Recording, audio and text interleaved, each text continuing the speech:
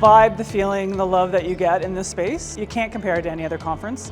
And the fact that we're just having these conversations and being able to learn from what's happening around the world. When you look around the room and you look at the diversity that's here from all elements of our rainbow community and from all areas of law enforcement from all over the world, and the support that they're getting from their organizations to send their personnel here is a really good indication that policing is changing and changing for the better. There is a kind of magic when you put people in a room together and are actually able to allow that sort of free flow, that organic process to take place and action some meaningful change out of it. It is important for international criminal justice professionals to meet, to network, to learn from each other.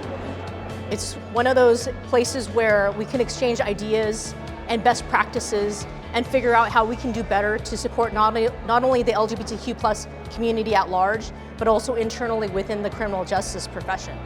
When you have such informal talks with your colleagues and you realize there are so many differences, but also so many things that we have in common, the things that we strive for, the things that we want to reach.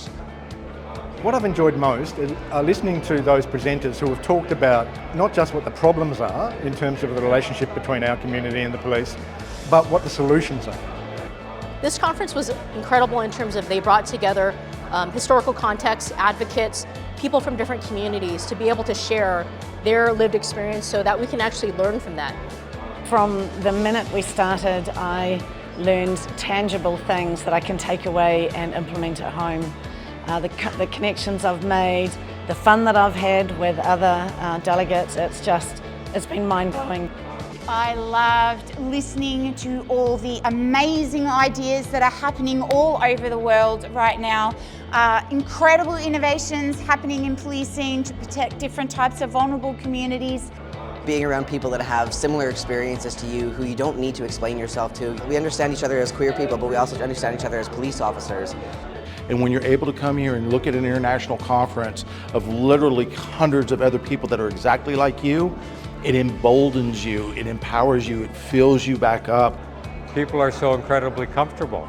Like we have several trans members here, and they've been in their cocktail dress for the evening and they're in their uniform during the day, and it's just wonderful to see that type of freedom here now.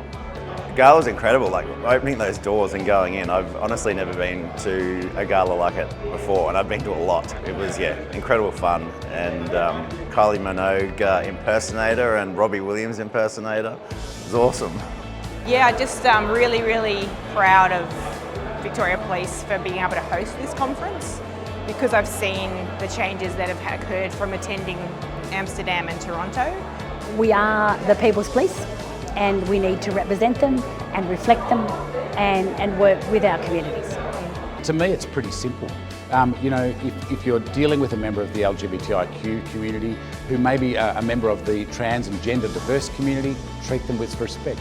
Ask them how they want to be addressed. Ask them their pronouns.